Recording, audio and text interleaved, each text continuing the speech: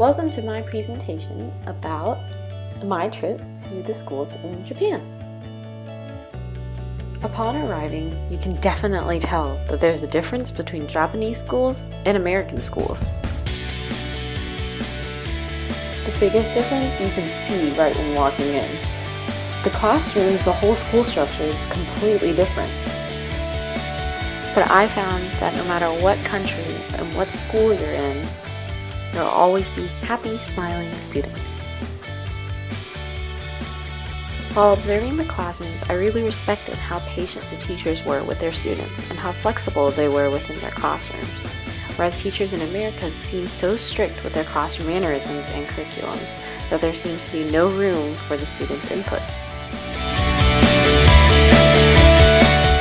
What was refreshing to see at these schools was that they allowed the students' creativity to flow without any restrictions. Whereas schools in America focus so much on the product that they make and how pretty it is or how structured it is rather than the process that they use to make it, or if it was individual or not.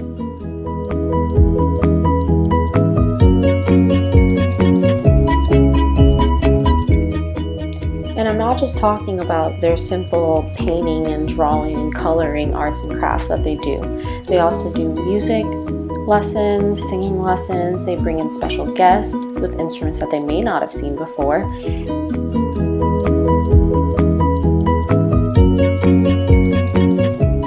And even science experiments where they can make and tailor their own solar-powered cars. No individual child is the same. Therefore, their artwork should not be the same as well. Each artwork should be individualized to the student to express who they are as a person, a student, and most importantly, as a child. One of the biggest differences that I noticed during my time at the schools was the amount of freedom that the students had while in school.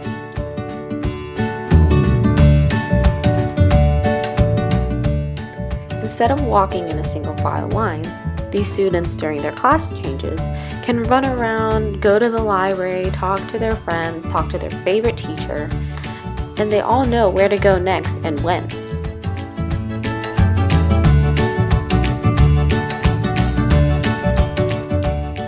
Teachers build a relationship with their students, and that relationship is built on trust and respect. Because of that, the children are allowed to have more freedom. They are allowed to ride the bus by themselves. They work together to clean the classrooms and clean the whole school. They all go out and come back in at the same time without being yelled at to do so.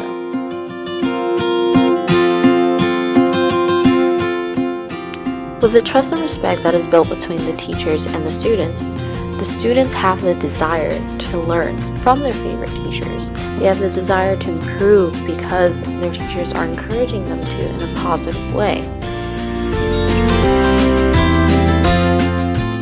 The principal, faculty, and teachers essentially set the tone for the schools.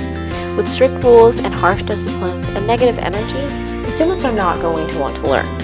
They're not going to retain any of the lessons that are being taught, but with the opposite, students will enjoy themselves while learning in an atmosphere that makes them feel comfortable in their own skin. And with that, they'll want to learn more and be successful in the future.